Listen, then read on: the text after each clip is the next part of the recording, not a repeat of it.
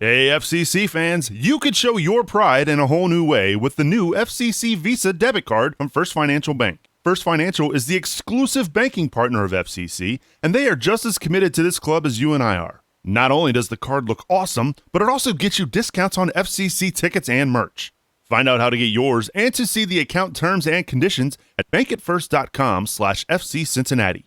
First Financial Bank. Member FDIC.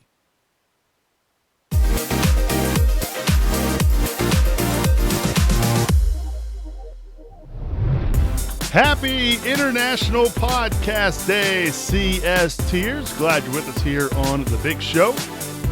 Hope everybody is enjoying their Monday evening as we talk all things FC Cincinnati.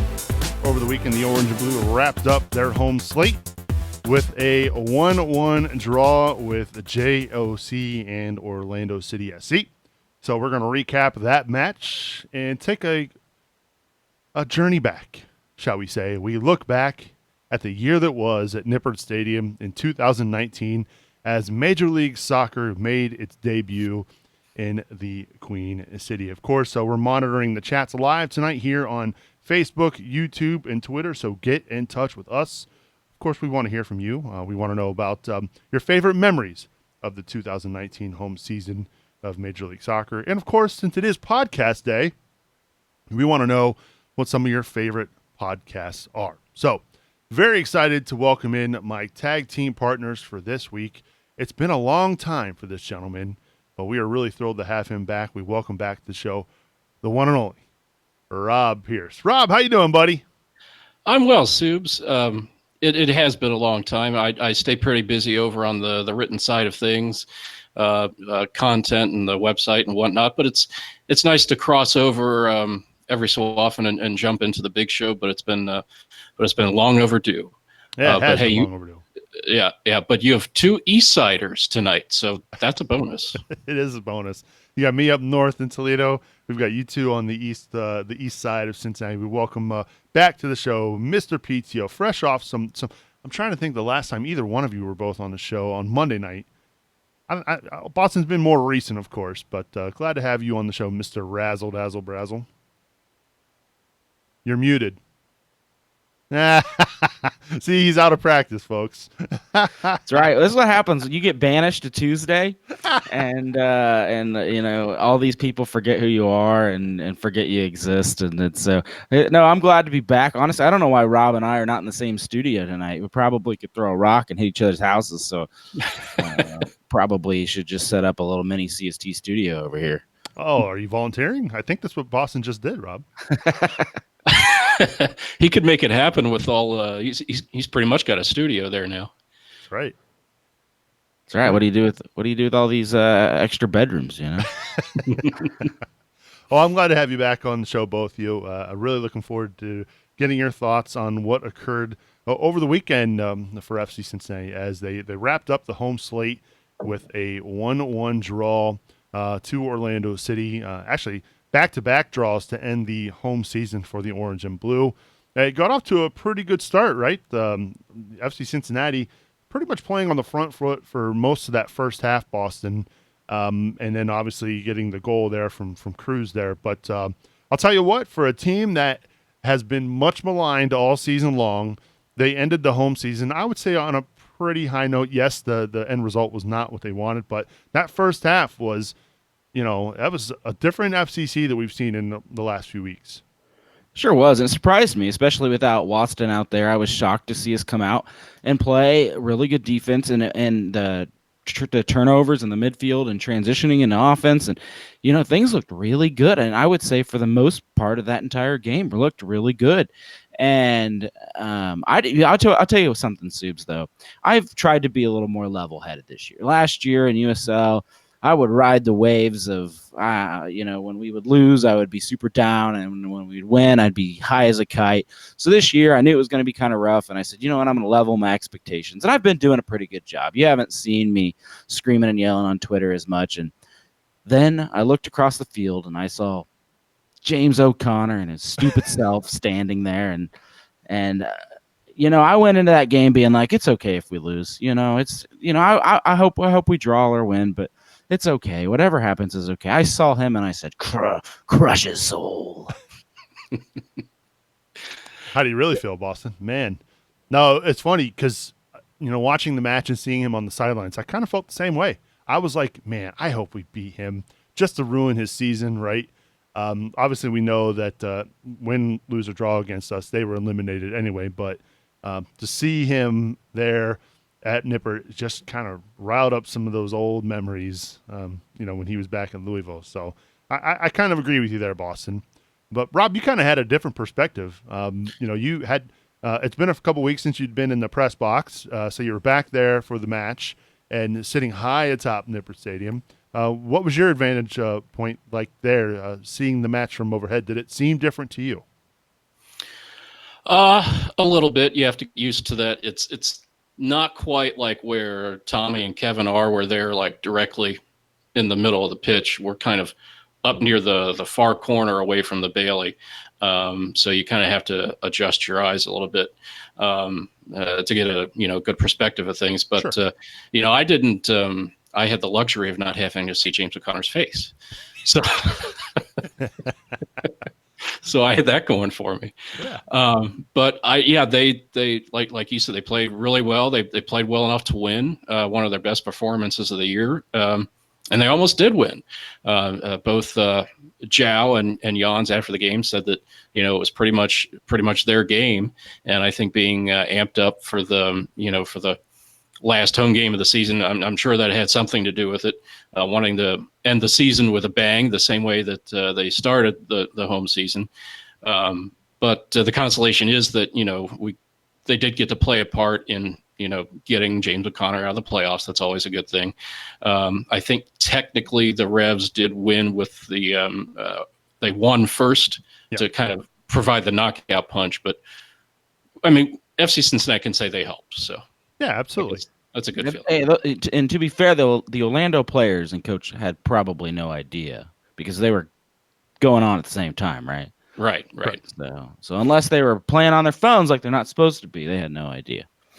Yeah, I'm sure there was some sort of messages being relayed to the sideline because in the second half when Orlando was chasing a goal, they needed to make those changes. They brought on some attacking players and made it the necessary changes to chase the game. By the time Orlando had scored, they had already been eliminated from the playoffs. So, but let's talk about the match itself, right? So, no Kendall Waston, and you're thinking, man, especially after last week when Nikolic was basically fined for simulation, you were thinking, well, maybe Kendall Waston had a chance to see this match. Unfortunately, he did see it, but from the stands. He was not eligible to play. Nick Hagelin stepped in, and I thought for a guy who much of the year has been often criticized for his play, I thought he stepped in and played pretty well, Boston. I've been critical of Hagelin more so than most, I think, and I agree. I thought he did a decent job of stepping in there. He made some great plays. He made saves before TT ever had to, and I think the other thing that shocked me is going into this match, I'm getting ready to march and do all that stuff before the game, and I start to see how excited some of our friends in Orlando are, especially the guys we've had on March to Match Day, because they're putting out one of their best starting 11s that they have in months. They've had the same problems with injuries and different situations.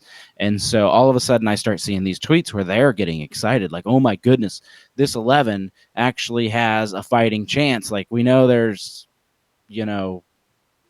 it's really rare for us to make the playoffs this year. It's probably not going to happen, but this game is good. Like, we've got this 11. And so I got a little worried. And then Hagelin really stepped up and did a great job. But, when you're going against, they have $5 million up front. They've got a great player in Nani, who was on the pitch the whole entire game and is, I think, their leader, double-digit assists and goals. And so we just did I think we exceeded expectations, honestly. Oh, no question. I thought going into this match, Orlando with some pretty good attacking threats, and considering they put 5 on us back, I believe it was back in May down in Orlando, you're thinking to yourself, wow, this is going to get out of hand pretty quickly. But Hagelin played well. Garza played well. Vanderwerf played well, and Duplan played well. So the back four, Rob, I thought was pretty solid. And for me, surprisingly, you and I were talking about it before the match. I was kind of shocked that Hagelin had the armband for the match, being the captain for FC Cincinnati. And to be fair, makes sense. He is a hometown Cincinnatian. The last home game of the year, getting his final start of the year for FC Cincinnati at center back. So, he played well. Yeah. It was when Waston had to sit out with the red card that I believe Hagelin was also the captain in that game. And I thought, just like Boston's, this is probably one of his better matches, right up there with the Galaxy game where he pretty much marked out Zlatan and made him a non-factor. Yeah. But the entire back line, I mean, they had several blocks. They really did well together. I liked the combination that Garza had with Zhao getting up in the attack a little bit. It was good to see. Yeah, absolutely. So first half, again, FC Cincinnati on the front foot, had the better of the chances between the two sides. Roland Lamont hits the crossbar midway through the first half off of a Kellen Rose save. Probably should have been 1-0 at that point. Ledesma has a chance to go just wide to the left. Got the ball on his favorite left foot. Couldn't curl it in. So a golden opportunity missed there. But Manu Ledesma gets the assist and feeds Alan Cruz there late in the first half to make it 1-0, gents. A really spectacular goal. So Alan Cruz, not only does he score in the home opener at Nippert Stadium, he scores in the season closer there at Nippert, and it was a really well-taken goal. Oh, it was a beautiful goal. Haven't seen a goal scored like that in quite some time. Brad Goff breaks it down in our How It Happened segment today. If you haven't checked that out, you should. Just looking at that goal, Zhao's the one that makes that happen. If you ask me, it's a perfectly weighted ball to Ledesma, and then Ledesma does what Ledesma does, and Cruz did what Cruz does. Good thing though that Cruz slotted it to the near post because the Orlando keeper was already going the other way. Yeah, I thought the pass back was well placed, and I feel like that's something we've been missing this year is a lot of those diagonal passes.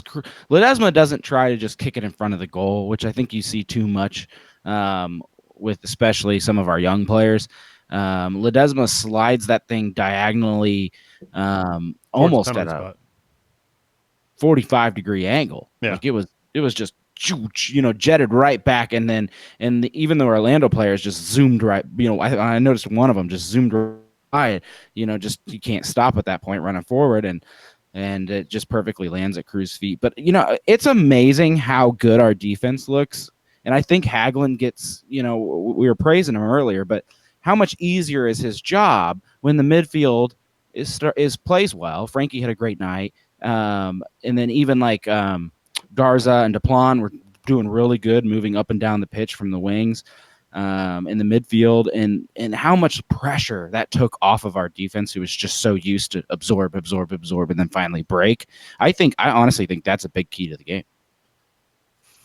Another thing that you had was that Jans, he was talking about this in his post-game press conference, he inverted his wingers. So you had Zhao on the left and Lamar on the right. And the idea was to get them to cut inside and be more of an attacking presence that way. Yeah, and I think that a lot of folks are looking at that match. A lot of folks kind of wondering what was going on with Lamar. A couple touches that went awry. And I think that was part of the fact, playing on that right side and maybe not the ball not hitting his favored foot there. But, yeah, it was an interesting tactic by Jans there to invert the wingers there to make some attacking threats there. Also with Zhao inverted, cutting inside, that allows Garza to overlap. Same thing for Duplan. With Lamar cutting inside to his left foot, that gave Duplan plenty of space there on the sidelines. So that is I thought it was a pretty good tactic there by Jans. But, of course, there at the end of the first half, a lot of people up in arms with the way the half ended, right, gents? Some questionable non-penalty kick calls, no VAR review, and then, of course, it ended with just Alan Cruz being booked for simulation. So first things first, Boston, you were there at the match, obviously didn't get the benefit of a replay. looking back at it, do you think it was a penalty? Rowe absolutely cleans out Alan Cruz there at the end of the first half. In my eyes, should have been a penalty. I'm disappointed that VAR didn't even look at it, because to me that's why we have this thing, and that's part of the reason we're up here in Major League Soccer. Is we expecting just a little bit better officiating, and we got this system in place. Please just use it. If it's that questionable, if the whole stadium's against you, and I know it's a home crowd, but I mean, as someone that's been in Nippert Stadium, I've heard fans boo and get on the officials about little knocks here and there. But I mean, I'm talking about the whole stadium just up in arms. Like, when family sections are mad at you, maybe go to VAR.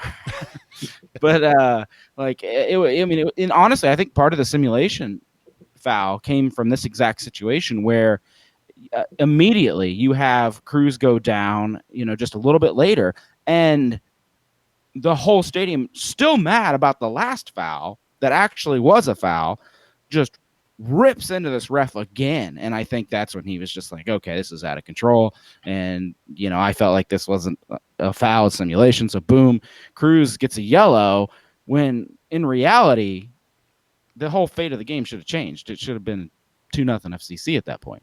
Yeah. Matt Imholt on YouTube, you'll get a kick out of this, Rob. He says, we're going to have a Costa Rican player suspended for a yellow card accumulation simulation card a week after our Costa Rican captain was suspended for a yellow card that was given for a simulation. That's clever. Yeah, those penalties, I'm not exactly sure. I didn't have it. It kind of happened. It happened. On the press box side, but it's still, the depth perception was a little off.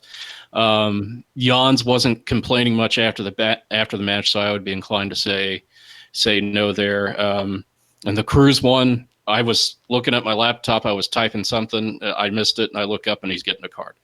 So, but that was the one that Jans was. He was pretty sure that wasn't a foul or a card. So.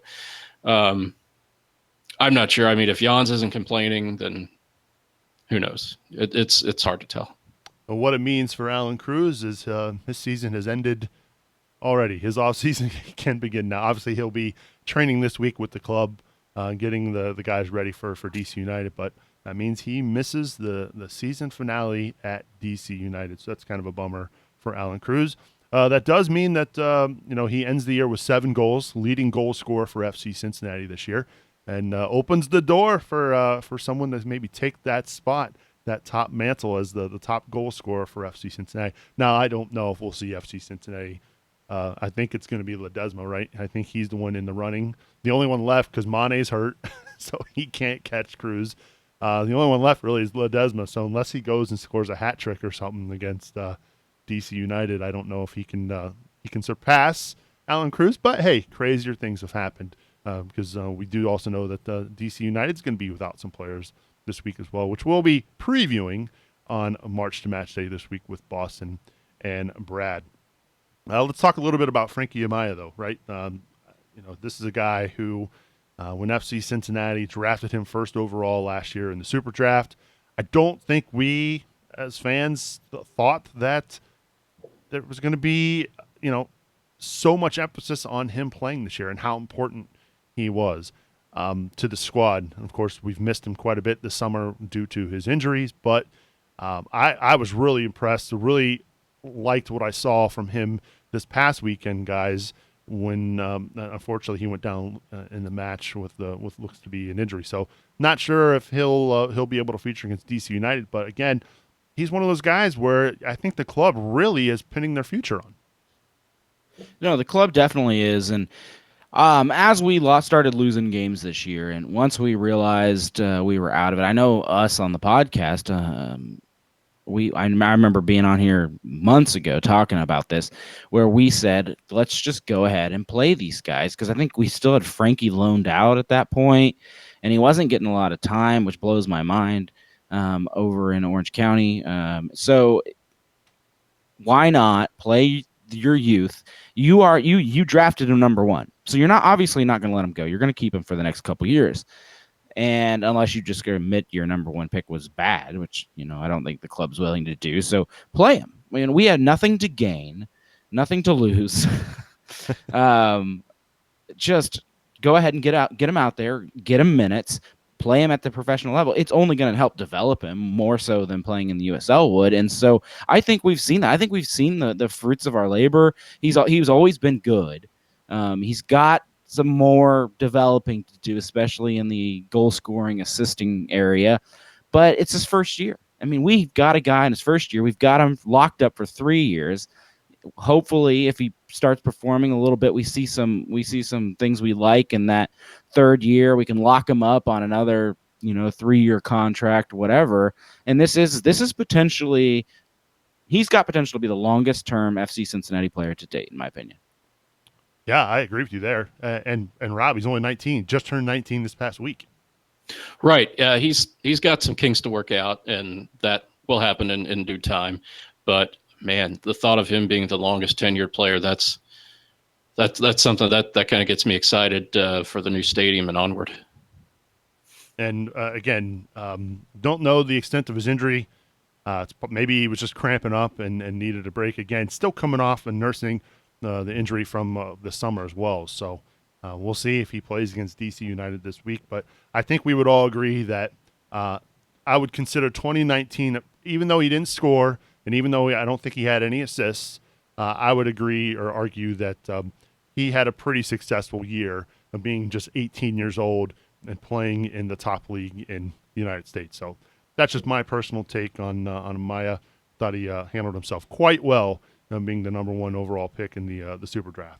Of course, Tommy McCabe entered the match late, and I think that was Ron Jans trying to shore things up, Rob.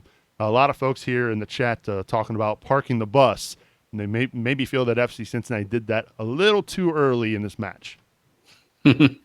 Yeah, I would definitely consider that a defensive move, and parking the bus.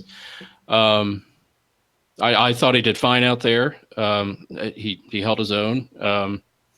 Whether it was too early or not, not so sure. But I thought he did fine.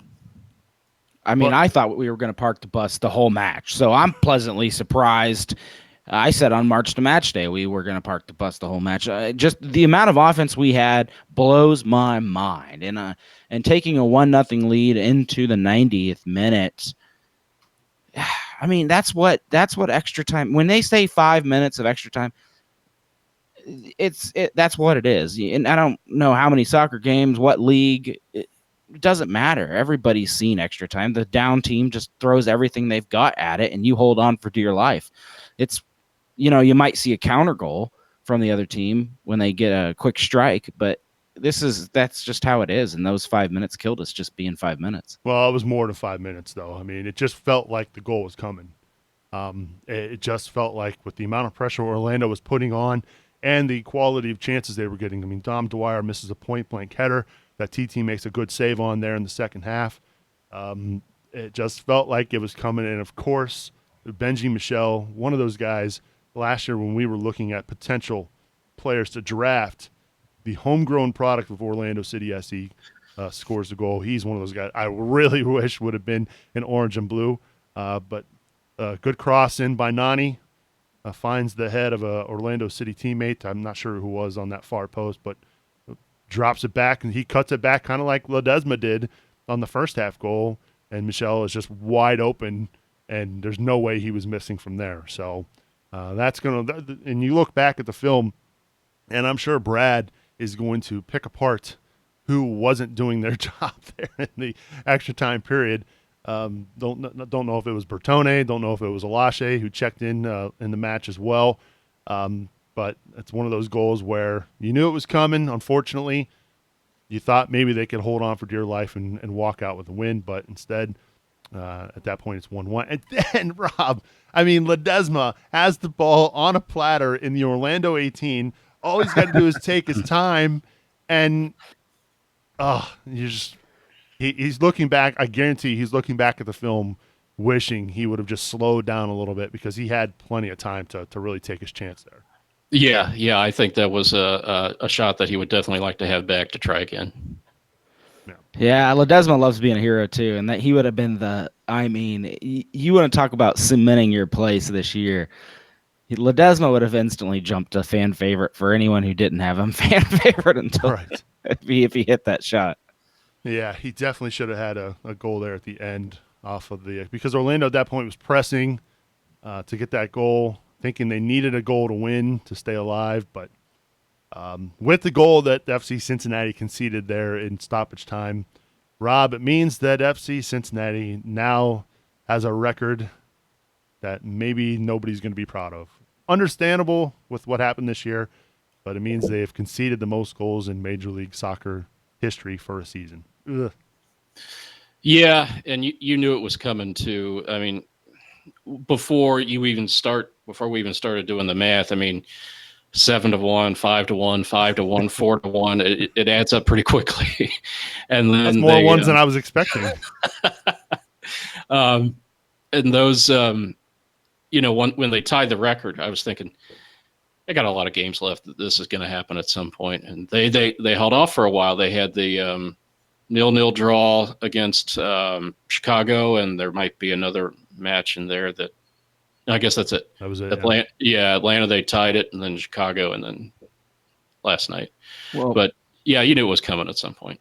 I mean, it doesn't matter. In my opinion, it doesn't matter. We purposely did that. I mean, could FC Cincinnati have held off more goals? Yeah, they sure could have. They could have played a little bit better of an 18 most of the year. Obviously, there were stretches where they were limited on personnel, but they chose to play Amaya's and McCabe's and all of these young draft picks. I mean, we've seen almost all of our draft picks out there, minus Nadam, but we chose to go this route where we were going to go. We were still going to build out of the back. We were going to see what the roster had. The season was over. Why not?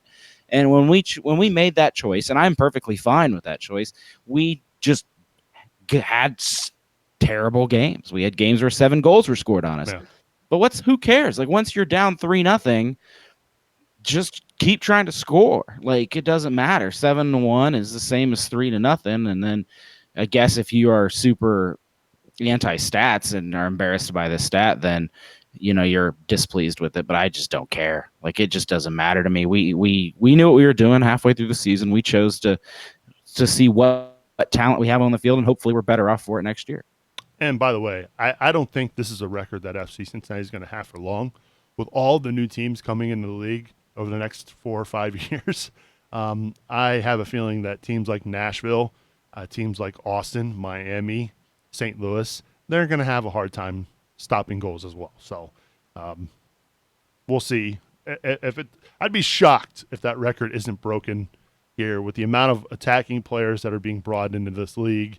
I'd be really surprised by that. So the defense in Major League Soccer is not the highest of caliber. Let's be real there. So speaking of defense, one guy we thought we were going to see here at Nippert Stadium, and it looked like there was going to be a chance, but due to some injuries in midfield that I think Ron Jans wasn't expecting, it meant Justin Hoyt could not get open one more time at Nippert Stadium. Looked like and appeared on a social media post before the match that this was going to be his farewell, gents. So kind of bummed that you didn't get to see Hoyt one more time at Nippert, Boston. No, I don't care about the sentiment. We started the season paying tribute to our USL players in Seattle, running out the likes of Bone, and I'm over it. I mean, I'm over the sentiment. I'm fine cutting guys. I think Hoyt does not need to be on this team next year. I love him. I think he's a great dude, but this is the second year of Major League Soccer. We've got a lot of rebuilding to do, and I'm not a sentimental guy. See ya, Hoyt. How do you really feel, Boston? Wow. I think maybe we need to add a new nickname to Razzle Dazzle and Mr. PTO. More cold-hearted, Rob. Jeez. Yeah, I won't be that harsh. I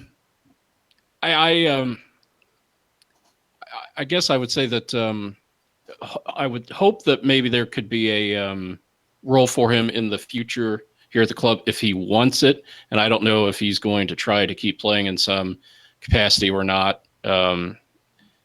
But I'm not sure what his future plans are, but I think he would make a good coach at some point. I mean, I have no idea if that's the avenue that he would be looking to go down, but I think he'd make a good coach.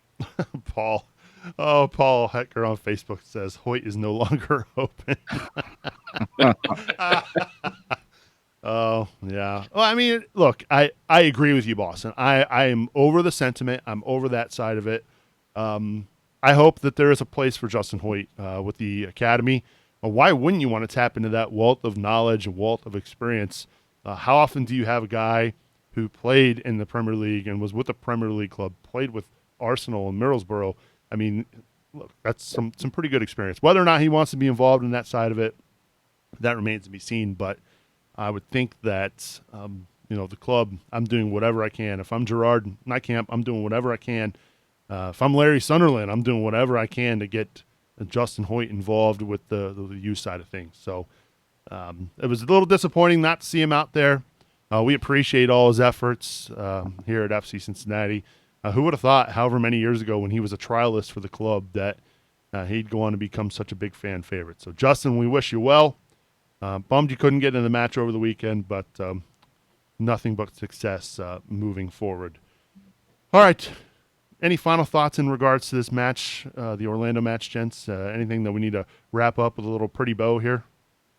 Just that the last few games haven't been so bad. Had we made a couple moves earlier on and brought Jans in earlier, and played defense, I don't think FC Cincinnati hits, and I touched on this earlier, but I don't think FC Cincinnati hits that, most goals allowed record. This hasn't been, it's still a bad FCC team, but it hasn't been the FCC team of the summer. We've had 2 draws, 1 loss, and 1 win, and it's been a fun team to watch. And so I hope that carries over into next year. So with the success, we make better choices, better coaching, better plans, and then just carry the little bit of momentum we have into the next season. Yeah, a little bit of momentum, Rob. I mean, they've earned 5 points out of the last possible 12 at home, which, if you look at the points per game, what happened this season, that you take that. For sure. And there's a lot of things to build on. Kind of looking forward in the next season. You're going to have some major roster turnover, I'm sure, for the 3rd year in a row. But I mean, if FC Cincinnati can get the players that Jans and Nightcamp want to see in here and see them on the pitch and play in the way that they want them to play, I think there's plenty to build on from this year going into next year. So that's how things end there at Fan Appreciation Night, Sunday night at Nippert Stadium. 1-1, your final result for the club. Start off with a bang with the 3-0 win over Portland. Ends with a 1-1 draw against hated James O'Connor and Orlando City SC. Oh, it's that time of the show where we give a big shout out and thanks to our tremendous supporters. Let's give it up to Kings Hammer and Tim Bronsel, Matt Adamczyk, Brian Malone, Jamie Smed, Jonas Tom, Jack Emery, Mike Bowman, Kathleen Francis, Teresa Everidge, Matt Imholt, Matthew Long, Joe Colling, and Tara Mullins. Thank you so much for supporting us here at Cincinnati Soccer Talk. Of course, next week is the first week of the month. So you know what that means. We say each and every one of our supporters' names here on the show. So let everybody know that you support Cincinnati Soccer Talk here. Head on over to CincinnatiSoccerTalk.com/support. A little bit does go a long way in helping us out here at CST. So as we mentioned, wrapping up 2019, a pretty little bow on the season for the Orange and Blue. The home slate is officially over. So we're going to kind of recap this year's favorite moments at Nippert Stadium from a Major League Soccer perspective. And I guess we could talk about the Open Cup a little bit, since there was a pretty memorable win against Louisville City earlier this year. But Rob, I'll start with you. What really sticks out to you as far as the home season goes here for 2019? Oh, it's got to be the first home game against Portland. It was our moment of the year when we did our awards last year. And what a day. What a day that was. A soccer holiday, as I've said a few times. I wasn't in that march, but I did cruise around Short Vine and went down to Mex for a minute. I knew it was going to be big, but then we then I took a look at Ken's video, and I kind of had the same reaction that he did, like, holy cow. And so, I was in the March for the Red Bulls, the 2017 Open Cup semifinals. I was in that March. I'd kind of have to think that would be how this one felt. And then the play on the pitch was perfect. It was like the soccer gods told FC Cincinnati, you guys get to be kings for a day. Go seize it. And they did. Yeah, it was pretty special. And, taking part in that march, I remember getting down to the bottom of the hill before heading up towards campus and looking and turn around and looking, and I couldn't see the end of the march, and I couldn't see the beginning of the march. Just thinking to myself, holy cow, this is crazy. And you're right, Rob. The fact that they backed it up on the field too was even more special. So that's certainly a hard memory to top there. A very memorable day as far as soccer in the Queen City goes. How about you, Boston? Anything that really stands out to you? Yeah, I think for me it was as bad as we were at this point in the season. We go into the U.S. Open Cup, and of course we draw our arch nemesis Louisville City. And I just remember thinking, like, if we lose to this team, we are never going to hear the end of it. Like, we are already struggling, and the last thing we want is all of our old demons to come surfacing up and yapping and yelling at us.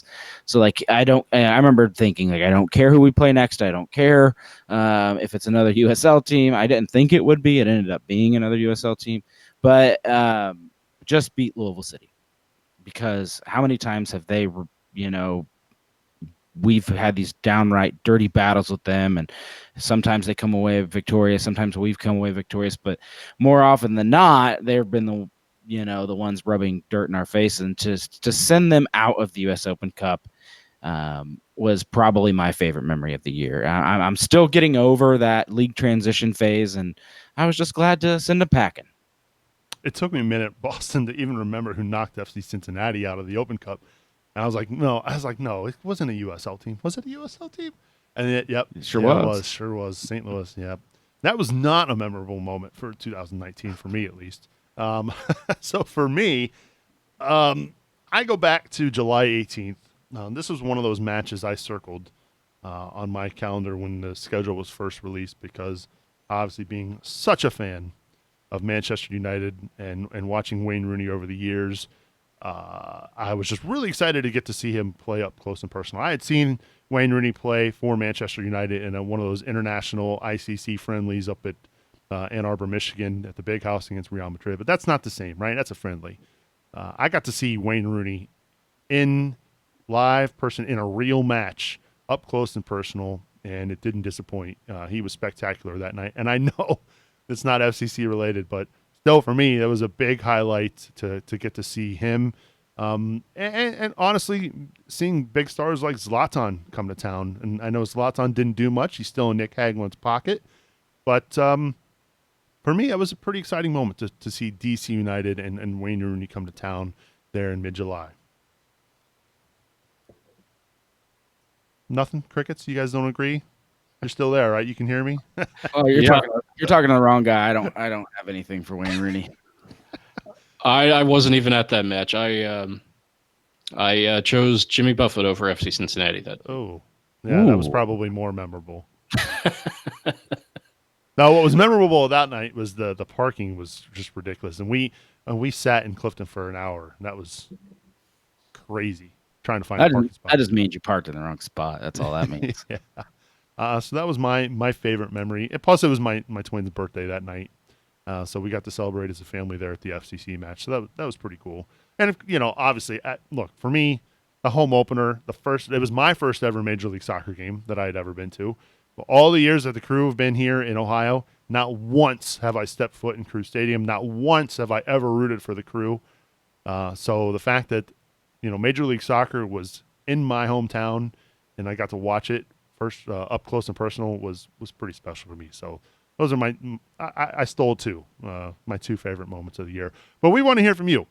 Make sure you get in touch with us, feedback at CincinnatiSoccerTalk.com. What was your most memorable moment of the 2019 home season? And with that, Boston, I turn the mic over to you. Yeah, Subes, with the home slate coming to an end and just one game remaining, I felt like it was time. I needed to put the season a little bit behind me. I'm not going to be going to any more games, and so I wrote a eulogy. And if you'll allow me, I would love to share it with you. All right, let's hear it, buddy. FCC, the light of my life. Even as a young man of a few years ago, I remember FCC making me laugh so much I would nearly cry. That sense of humor that rubbed off on anyone that was near an FCC fan. No one was upset around this team for too long, even with the cracks and small problems that lurked in the darkness. FC Cincinnati, you grew up with humble roots in a poor man's league, 3 divisions below the top. That was back when people had to earn a living, put in a full year's work, and make few mistakes. That kind of work could win over a city, and many said it did. Passion like that is hard to find, and it doesn't fade away easy. I still tell others about those times, back when you couldn't just throw money around and get in the door to places. 2019 season, you changed things, buddy. I would like to say you will be dearly missed, but I fear your legacy will just be a footnote in history. You had potential. You had the world by the tail, but you squandered that opportunity, and while those around you still love you for your potential, many are glad you are dying. You started off a little shaky, and you gave people faith, and that faith was misplaced. Just like a mother who gives her meth addicted child a second chance, we woke up in the morning and all our money was gone and there was nothing to show for it. Alas, all is not lost. I wanted you to hear this as you are on your deathbed with one last breath to live. You gave us a child and another generation of hope and potential. May the fruit of your poor labor bear fruit and make a city rejoice once again. Goodbye, 2017. I wish I could say I saw you coming, but I didn't mind seeing you go. 2019. It was so good. And then, are you done? Is that it? Yeah. You missed your calling, Boston. You should have been a speechwriter. That was pretty good, Boston. Well done. What Boston said tonight, he was writing a eulogy. I kind of thought he was half kidding, but I should have known better with Boston. Really well done, Boston. Yeah. You'll have to fix the podcast version. No, I think it was better with the air, personally. But no, that was good. Well done. Oh, man. So, again, we want to hear from you. What were some of your memorable moments of the match this year at Nippert Stadium? Let's see. Tina Harris, she had a good one. Shutting down Zlatan and watching him so frustrated, falling face down on the pitch was awesome. That's a pretty solid memory there. Let's see here. Matthew Long, although he's talking about the first game in Seattle, it was still pretty memorable, right? Seattle weekend, we finally arrived. That was pretty good. And then, of course, we've got some folks in here chatting about who stays and who goes for next year. Todd Carnes, he's offering up his stay list. He says Jow, Ledesma, Vanderwerf, Cruz, Amaya, Gutman, Richie, and Deplan all coming back next year. We know that Waston's back next year, so obviously they signed his extension, so he's going to be back next year. So I'm curious to see what Todd thinks about that. And what do you think of Todd's list? Who stays and who goes next year? Email us at feedback@cincinnati-soccertalk.com. Well, believe it or not, folks, today is International Podcast Day. That's right. September 30th each and every year is International Podcast Day.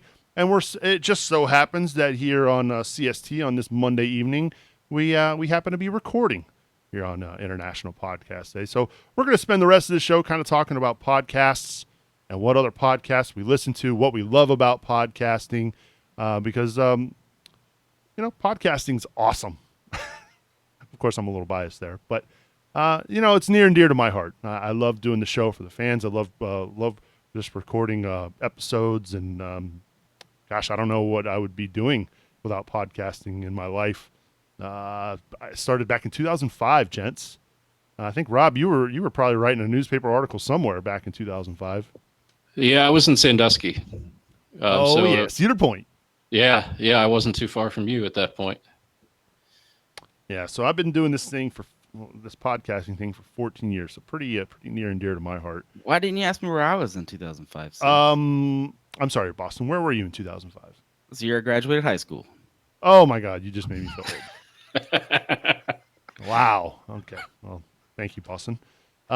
So I know you two both enjoy listening to podcasts. You're both fortunate enough to work at a job where you could probably listen to podcasts during the day.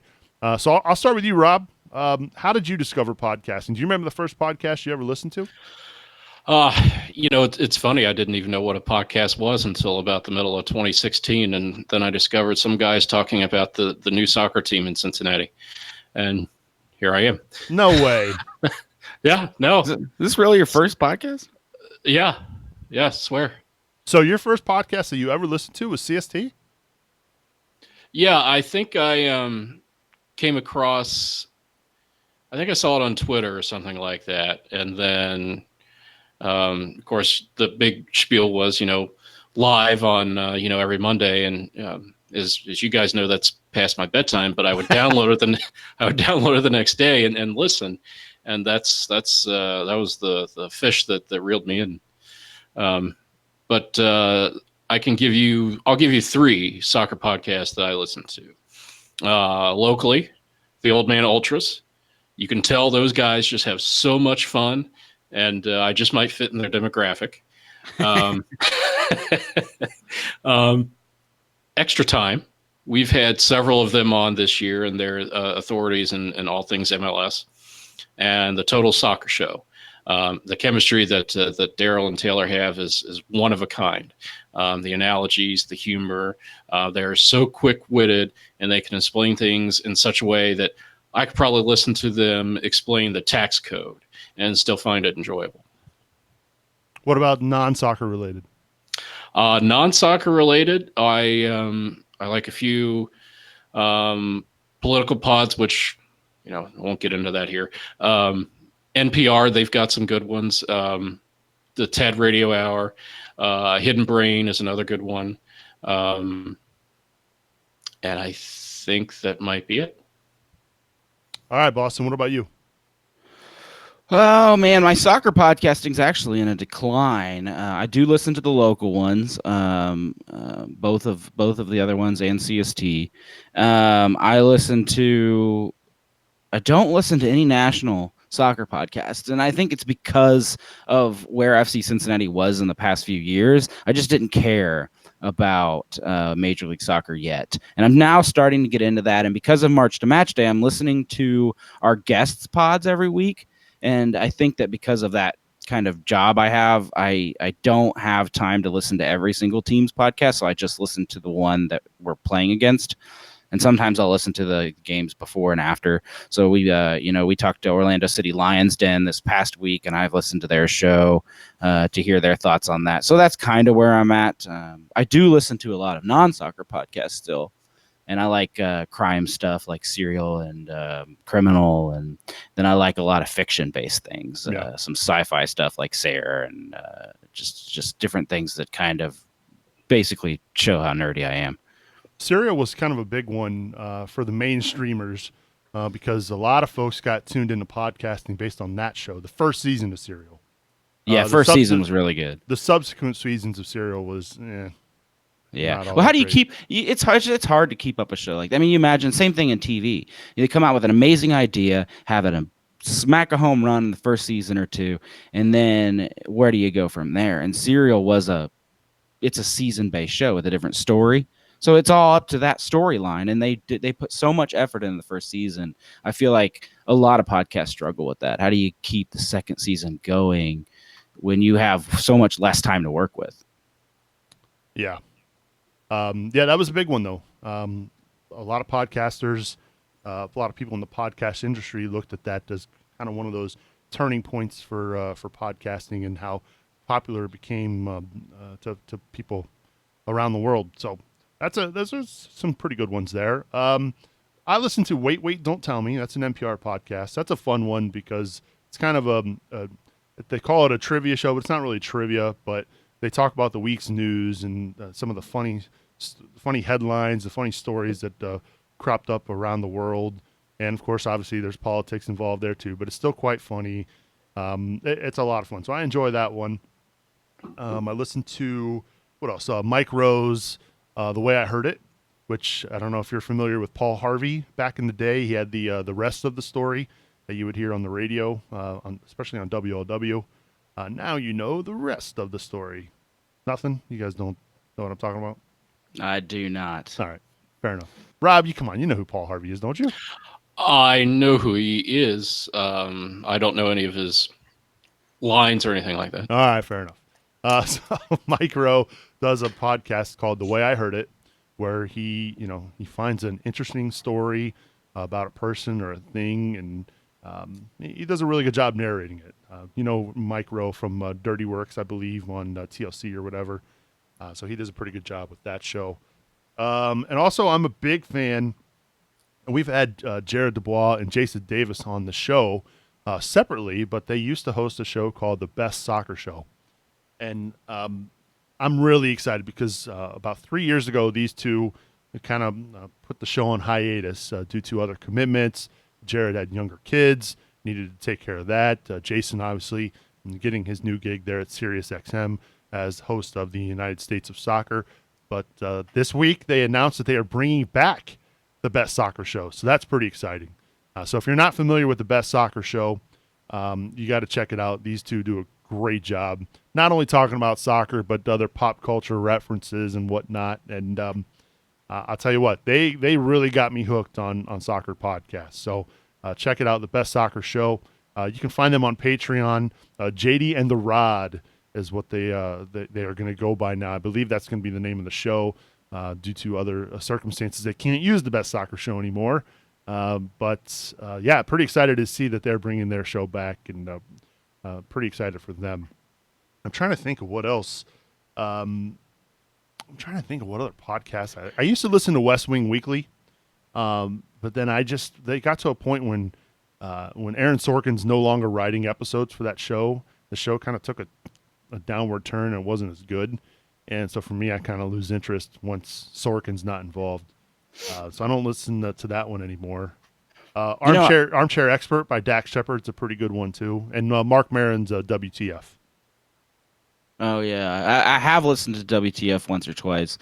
I didn't get hooked on that show. One thing that still kind of irks me a little bit, Subes, is I listen to some Gimlet Media. You've heard of them, right? Oh, absolutely. Yeah, big podcasting network, and I think they even have a show about podcasting, right? Or how starting up the company. That's pretty famous. It's called Startup. Yeah, it's a TV show now. So. It did, but I think that got canceled. Okay. So I listened to some Gimlet shows, and they launched this little show, and it still hasn't gained a ton of traction, but it's called Every Little Thing. And the idea of this show is really simple. People call in and ask questions to things that are harder to find. You may not find them on the internet, your first Google search. So you call into this show, they will dig around for the week that before they air, find experts, and then they'll bring them on the show. But it's really funny and lighthearted, and a lot of the questions are silly. Well, she did a whole show about how awesome flamingos are, and then goes on this tirade about how the flamingo is such an awesome animal, it needs to have a mascot. And they did a bunch of research and found out the flamingo is not represented by any sports team. And then Forward Madison comes onto the scene. And I remember at the time being like, I need to call in and tell them about this, but I just forgot and got lazy and didn't do it. And I'd have the thought every once in a while and I wouldn't do it, and I'd still listen to their episodes. And then this year, somebody calls in, tells her about Forward Madison. They interview the coach of the soccer team on this podcast that's growing and starting to pick up steam now. And I was like, oh man, could have been me. I was so far ahead of the curve. Yeah. So yeah, I'd love to hear from you folks. What are you listening to? What's in your podcatcher? Whether you're listening on Apple Podcasts or Spotify, or I'm trying to think of what else. I think Android has a podcast app now. Pandora, TuneIn. Anywhere you can find podcasts. I want to know what you're listening to. Are either one of you fans of Conan O'Brien? Yeah, we watch. My wife and I watch Conan's YouTube clips all the time from his show. We don't stay up late enough to watch it, so we just watch the YouTube.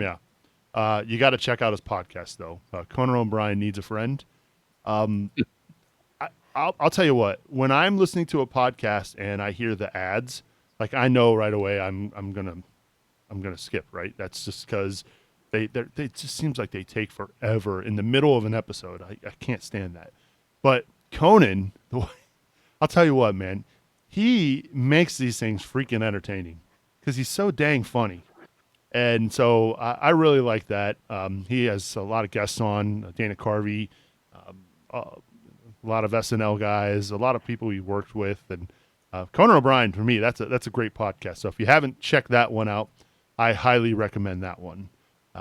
The it's just so dang funny, and obviously, a lot of folks are listening to podcasts on their commute.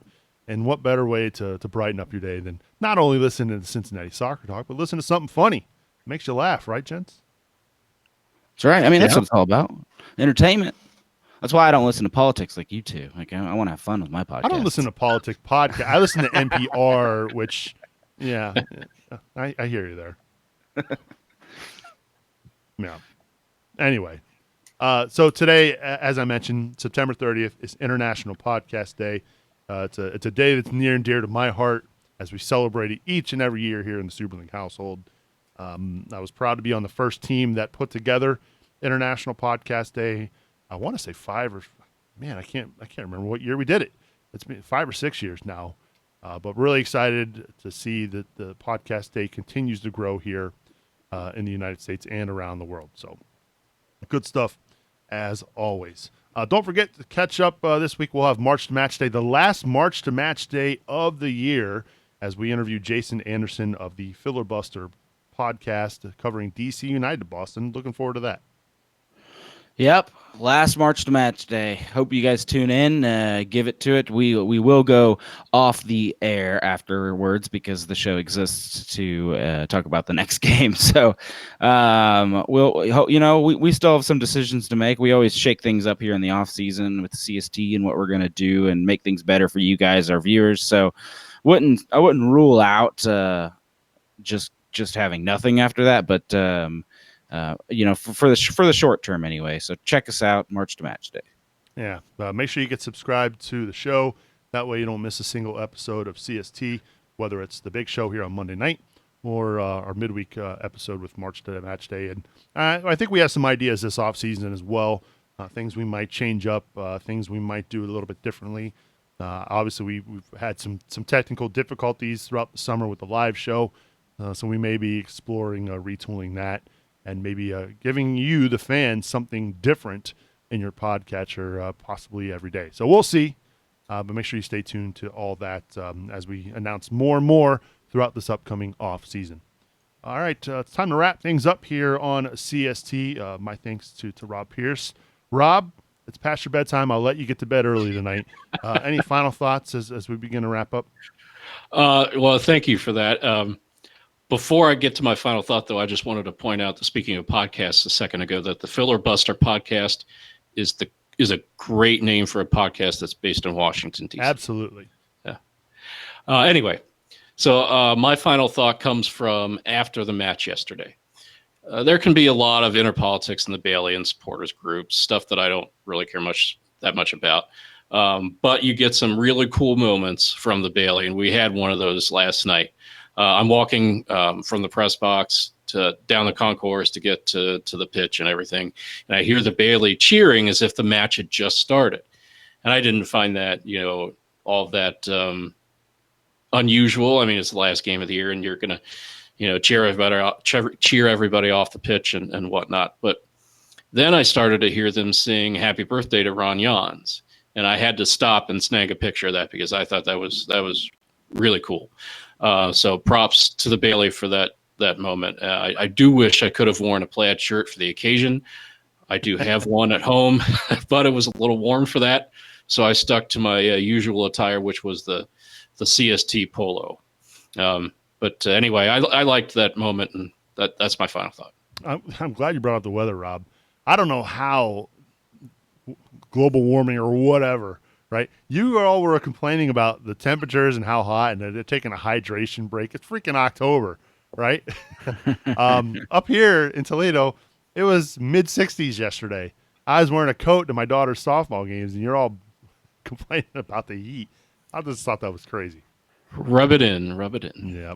Anyway, as always, appreciate you being on the show. I appreciate all of your efforts with the website this summer. You did a tremendous job with our content, and I cannot thank you enough, man. Well, thank you. I appreciate that, and hopefully it won't be so long before I'm on the show again. Yeah, absolutely. And now we'll let you get to bed, Rob. Final thoughts from Razzle Dazzle Brazzle himself. Yeah, just I'm looking forward to going through an off season where we know what to expect now. So it'll be kind of neat taking a new approach to this off season, not worrying about a draft, I guess like a expansion draft so much, but kind of trades and an actual draft, and seeing how we can rework this roster to make, I know we have already signings and commitments, but I think it'll be pretty fun and entertaining, and there's no games to risk and lose, and so it'll be kind of neat watching. Yeah, and one thing to keep in mind too, guys, is that obviously this past offseason they had a lot going on, right? Training field, training facility, the new stadium in the West End. This offseason the training facility is going to be wrapped up and done. So that's one less thing on their agenda that they've got to get done. So that's exciting, and you're right. We don't have to worry about an expansion draft. You don't have to worry about I guess you do have to worry about a super draft, but no, it's exciting. Yeah, it'll be a lot different though, because we've already got some young projects, and probably will only need a first rounder, second rounder at the most now, unless we're trying to throw some stuff in the academy. But I don't think that's really what that's for. So. But yeah, I think that's kind of where we're at now. Like, let's follow some of that stuff. Let's maybe learn about who some of these academy players are. And, off season's never an off season for us, and not for the people listening to the show, because they're so invested. So it's going to be still a lot of work to do, still a lot of things to follow. Any chance we can trade away our entire super draft for some TAM or GAM? Like the Union did last year with us. Well, the Union have a little bit better built academy than us. I wouldn't do that quite yet, but there is a point where you should just do that, because. Yeah, I'd be surprised once this round of expansion wraps up. I'd be really surprised if the super draft is kind of extinct by then, but we shall see. My thanks to everybody who tuned in live tonight. Of course, we know there's that other football going on in the Queen City, so we appreciate you tuning in live on Facebook, YouTube, and Twitter. Make sure you get subscribed, though, to CST so you don't miss a single episode of the show, and go support the show over at CincinnatiSoccerTalk.com/support. So for Rob Pierce and Boston Razzle Dazzle Brazzle, I'm Subes, reminding you to watch your tackles, and we'll see you all next week.